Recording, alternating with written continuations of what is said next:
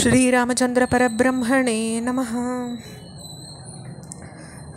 கைகேயி என்ன கோபத்தோடு இருக்காங்கன்றத அறிஞ்சிக்க விரும்பின தசரதர் கேட்குறார், உன் விருப்பத்தை நான் நிறைவேற்றுறேன், அந்த ராமன் மேலே ஆணையிட்டு சொல்கிறேன், உன் வேண்டுகோளை நான் நிறைவேற்றுறேன், என் சுற்றத்தார், என் செல்வம், எனது உயிர் எல்லாத்தையும் விட எனக்கு மேம்பட்டவனான ராமன் மேலே ஆணையிட்டு சொல்கிறேன்னு சொல்கிறார்.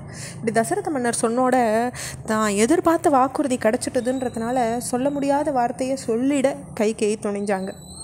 தசரத மன்னர் இப்படி பேசி நின்னோன்னே ஒரு தீர்மானத்துக்கு வந்தவங்களாம் அவங்க பேசுகிறாங்க, மன்னரே, சபதம் செஞ்சு எனக்கு நீங்கள் அளிச்சிருக்கும் வாக்குறுதியை இந்திரனை தலைவனாக கொண்ட 33 தேவர்களும் கேட்கட்டும்.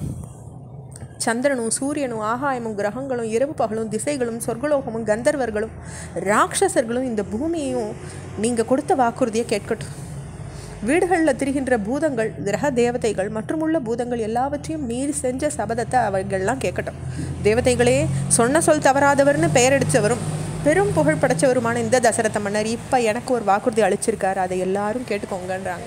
இப்படி தசரத மன்னர் நன்னா கட்டுப்படுத்தக்கூடிய வார்த்தைகளை அவரை கட்டுப்படுத்துறதுக்கு பேசிட்டு கைகேயி மேலும் சொல்கிறாங்க, ராஜாவே, முன்ன தேவர்களுக்கும் அசுரர்களுக்கும் யுத்தம் நேரிட்ட போது ஒரு நிகழ்ச்சி நடந்தது.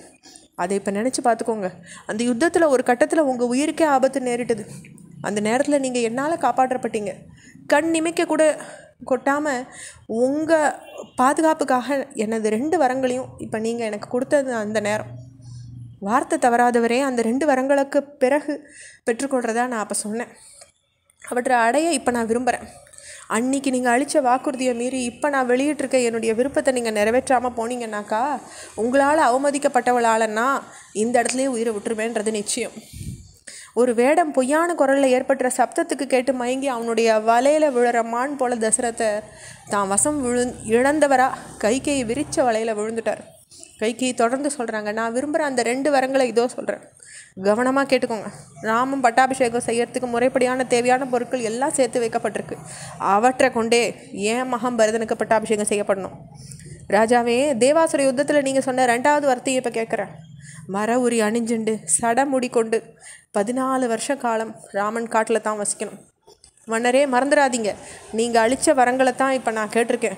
இன்றைக்கி தினமே ராமன் காட்டுக்கு புறப்பட்டு போகிறத என் கண்களால் நான் பார்க்கணும். பரத இளவரச பட்டம் ஏற்கத்திற்கு இருந்த இடையூறு நீங்கிட்டதுன்னு நான் நன்னா அறிஞ்சுக்கணும். ராஜாவே, வார்த்தை தவற வேண்டாம். நீங்கள் பிறந்த குலத்தின் பெருமையை காப்பாற்ற மறக்க வேண்டாம். நல்லொழுக்கத்தையும் விட்டுட வேண்டாம். சொன்ன சொல் தவறாமன்றது மனுஷாளுக்கு மேலான பதவியை தர்றது. மகரிஷி அப்படி சொல்லியிருக்காங்க, அதையும் மறந்துடாதீங்க. வார்த்தையை காப்பாற்றுங்க. பரதன் நாடாள வேணும்னும் ராமன் காட்டுக்கு போகணும்னு 2 வரங்களை இப்படி கைகேயி கேட்டுட்டாங்க. இந்த கட்டத்தில் பட்டாபிஷேக சிக்கல்ன்ற விஷயத்தில் சில விவரங்களை நம்ம பார்க்க வேண்டியிருக்கு. கைகேயி செயலை நியாயப்படுத்த சில விரிவுரைகளில் ஒரு முயற்சி காணப்பட்டிருக்கு.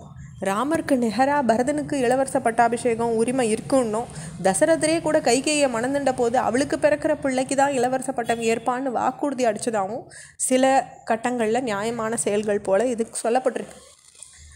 வால்மீகி ராமாயணத்தில் இந்த கருத்துக்கு ஆதாரம் இல்லைன்னு நம்ம பார்க்கணும். ராமருக்கு முடிசூட்டணும் அப்படின்ற எண்ணம் தசரத்துக்கு ஏற்பட்டதற்கு காரணம் அவருக்கு உண்டாகி இருந்த மனக்கவலை. கெட்ட சகுனங்களை பார்த்தார், கெட்ட கனவுகளை பார்த்தார். அவருடைய அனுபவமும் சாஸ்திர அறிவும் நாட்டுக்கு கேடு நிகழ போகிறதுன்றதை நன்னா புரிஞ்சுட்டார். அவர் பயந்த மாதிரியே பிறகு அவருக்கே மரணம் சம்பவிச்சதுன்றதையும் நம்ம பார்க்குறோம். இந்த காரணங்களால் ஏற்கனவே வயது முற்றி இருந்த அவர் ராமருக்கு பட்டாபிஷேகம் செய்யறதுன்ற முடிவுக்கு வரார். அப்போ அப்படி வந்தபோது கூட தன்னிச்சையாக அந்த முடிவு ஒன்று அவர் எடுத்துள்ள சபையை கூட்டுறார், பல மன்னர்களுடைய கருத்தை அறிஞ்சிக்கிறார், பெரிவாளுடைய கருத்தை கேட்டுக்கிறார், அதன்படி தான் அந்த முடிவையும் எடுக்கிறார். அதனால் இதில் ஒரு சதியும் இல்லை. பரதன் ஊரில் இல்லாத போதே பட்டாபிஷேகத்தை நடத்தினோம்னு அவர் ஏன் முடிவு பண்ணாருன்ற ஒரு கேள்வி எழுறது. தசரதரே அதற்கு காரணம் சொல்லியிருக்கார்.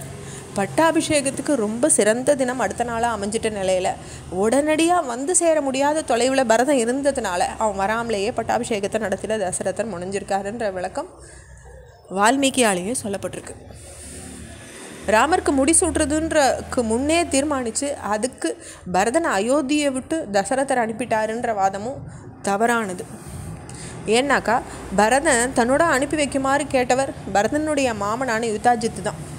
அந்த வேண்டுகோளை ஏற்றுண்டு தான் தசரதர் பரதனை அனுப்பி வச்சார்.